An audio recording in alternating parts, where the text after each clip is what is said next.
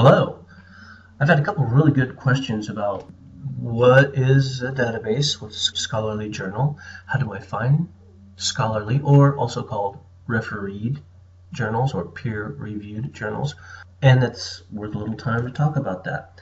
For your annotated bibliography for the iSearch, which is due on Sunday right there, I'm going to want to see at least one scholarly journal, one more article from the database, so two total sources from the databases, one TED Talk, which I'll explain later in writing. It's a video.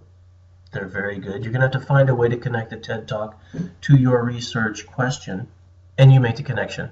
You likely will not find exactly the answer to your research question. You never do. If you find an article that completely and totally addresses your research question, then your research question has been done, and you need to change your research question. Everybody wants to cover a little bit of new territory in their iSearch, so you'll adjust your research question. There's a post on databases and scholarly journals and explains real briefly what they are. I am going to give you an example and show you how to go through the databases via the JCC library. And we're going to use Jstor because they are the most gangster. Don't think they're gangster? You don't think higher education is gangster? Try and get a straight answer out of anybody. We talk like mafia dons.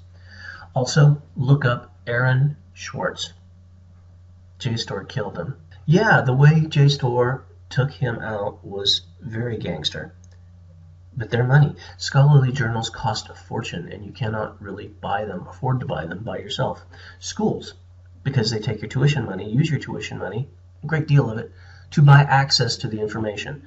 Were scholarly journals open and available, Aaron Swartz argued, then we could cure things like cancer, AIDS, and things like that, because knowledge would be shared freely, and we would advance the causes of science, truth, and justice.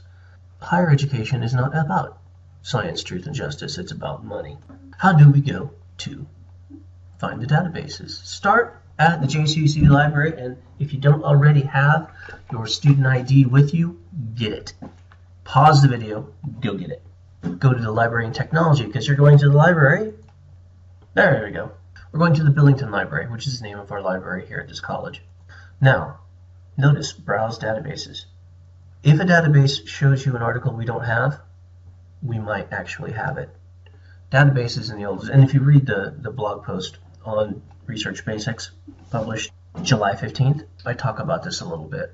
Databases, they have everything, but only a summary of it. Sometimes they embed direct links, but they don't generally carry the actual, it looks like they have the information. We have access to the information our library has access to. So if you find a journal and you're not getting the source that you want, the article, go look into find a specific journal, enter the name, and we'll see if we have it. You'd be surprised. Often we have journals that the database will not know we have. But for today, and because we're crushed for time, we're going to go to the Browse Databases. If you know your subject, it's interesting to go look at subjects. A lot of people are interested in business. Haven't narrowed it down. You can click on business. The databases they recommend, there we go, business and economics. Look at all the different databases you can use. Oh, and there's my favorite, Jstor, because they are the most gangster. They're huge. It is one of the biggest full-text journals databases there is. Go to Jstor. Always do the advanced search, because why not? I'm going to say nothing older than 2005. You may have heard in high school that things have to be 5 years old or newer to be used and be considered credible. However, it's not so true with the journals. The academic journals are peer-reviewed. They are more rigorous in their aspect, in all aspects. There are safeguards to make sure that none of it's crap. The information has a longer shelf life. So let's go up to present. I already entered that.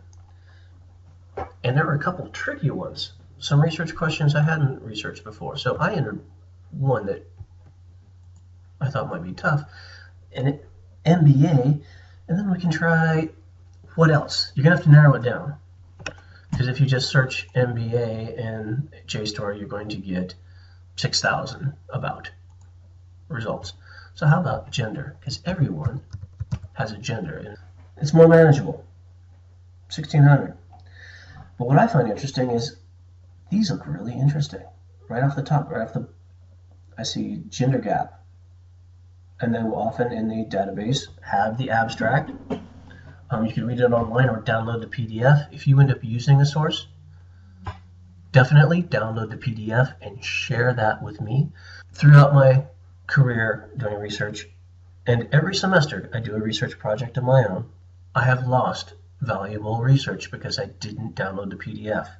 The PDF is photographic document format. Sometimes people call it portable document format. It is readable on any device, and if you download the PDF, you can keep it anyway. You can use it for the rest of your life, but you don't own it, I guess, technically.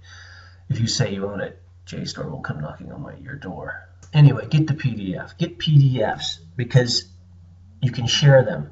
And I want to share research with each other through the discussion threads. But just the links often do not work later outside of class. Because right now I'm logged in to the library database. You're going to have to log in yourself. Sometimes the links are not permanent. They're not sticky. They only work when you're logged in, and then once you try and log in again, they won't work anymore.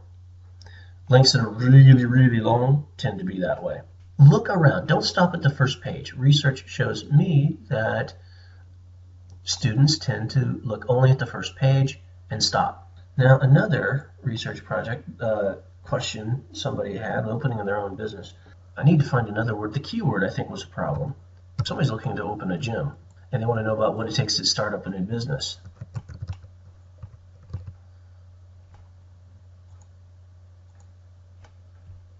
You can change this to or.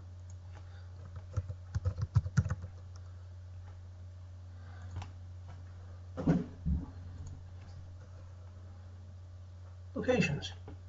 If you're going to start up a new business, and you know what business you want to start, where would you do it? I'm kind of curious about that. I have 21,000, 22,000 almost results. That's too big. It's still worth looking around a little bit and seeing if any of these look interesting. During your research project, worry more about whether or not the articles you find are interesting and look like you'd like to read them than any sort of thesis you might have or even a research question. Your question can change, be molded. You're going to be taken a new direction sometimes. Look at stuff that's interesting. Don't worry about figuring out how you're going to tie everything together until you get the final assignment prompt next week. Download the PDF. You have to accept Jstor's terms and conditions. Actually, Aaron Swartz committed suicide, but they made him want to. That's gangster, when you can convince your enemies to kill themselves. One thing I love about almost all journals, they have an abstract. And they tell you keywords.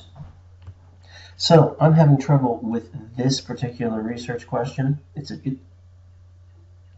mean it's a bad one, it's just we have issues. When you start looking at different research, maybe we don't want to use this, maybe we do, but they give you ideas about keywords. These are keywords that work. I don't think this is going to be anything anybody wants, but you got to start looking at stuff. Don't stop just looking at these. Download PDFs, read them online, and look around and find the two best sources you can find from the databases. One of them is going to be a journal. Some of the databases will steer you towards newspapers, which are not always bad. Some research questions, a newspaper source might be good. I try not to have more than one or two newspaper sources in any paper, though. For some of us, really figuring out what the keywords are going to be is going to be a big chore, and that's what you're going to have to figure out, because I don't think gym is going to work. Health club may work better. Maybe it'll give us fewer, we're getting the same number. Okay, I might be very interested in that. Asian-owned businesses in USA. This may not be what I was originally interested in, but gee, that looks interesting. If it looks really interesting and it came across in your search, get it. And for goodness sake, download that PDF. One of my pet research topics is Asian Americans. Entrepreneurship may be a better keyword, and business outcomes than anything else I've been using. The research process, it's not clean, it's not cut and dried, it's not paint by numbers. It's, in a way, kind of beautifully messy. You keep looking at stuff and you find stuff, and you may not go in the exact area you expected for your research question, but if it's related to what you really wanted to know in the first part, it's valuable. Any article you find that you can connect in the most abstract way to what your research question was is fair game. Don't feel like your research question limits you from what you can read. It gets you started. It gets you pointed in a direction. But you can always adjust your research question. And most of you need to. And I did not expect anyone to have a perfect research question. I did not expect anyone to have a perfect research question from the beginning.